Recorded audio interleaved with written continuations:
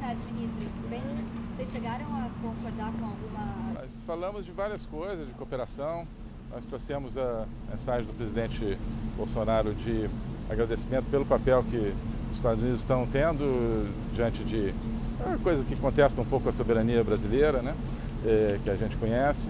Enfatizamos muito isso, conversamos bastante sobre a Amazônia, sobre nosso interesse de cooperar, inclusive, em temas da Amazônia, mas sempre nessa perspectiva de um compromisso muito claro do presidente Trump, né, de que o Brasil é um país soberano, que é um país, diante de críticas que tem havido nesses últimos dias, foi uma mensagem muito clara. Discussion that the president and you had about the Amazon funding for that. Can you tell us how that conversation went? Sure. It went very well. President Trump emphasized the... Brasil?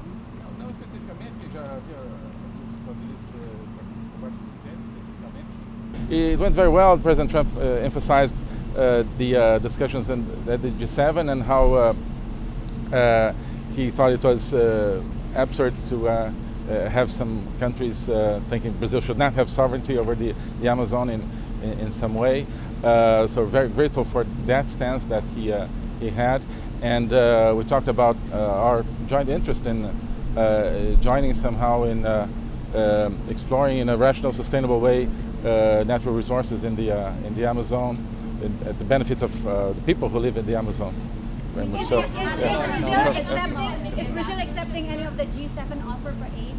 No, there's no G7 offer per se. There are individual countries of the G7, like the United Kingdom, who are offering aid, the US as well, of course. So we're accepting the UK's offer. But yes, the US, of course, as well. Yeah, that basically technical support for the fighting against the fires. By the way, today the European Commission itself published a report on the fires in the Amazon. They show it's basically on average of the last years, and that Brazil is already controlling the fires. I think that extinguishes some of the fire that was raised about the issue. But yeah. Yeah, Congressman Bolsonaro is head of the Foreign Affairs Committee of the Chamber of Deputies.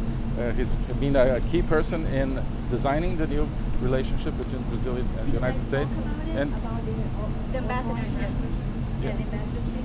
well, we already have the agreement from the United States. We already have the agreement, so we have to wait for the Senate to approve, hopefully, the indication.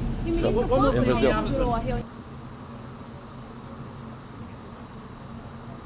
Apologize. Yeah. Fala você, né? Yeah. No, the president. President felt very offended, among other reasons, because President Macron called him a liar without any base.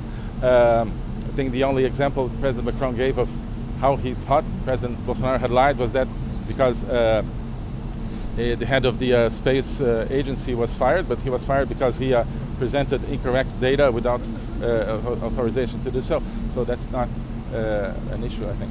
So the president was very offended by that stance, especially, I think, and all the Brazilian people, or most of the Brazilian people, I can say so, I think, were offended by the way President Macron was so dismissive about Brazilian sovereignty over its own territory.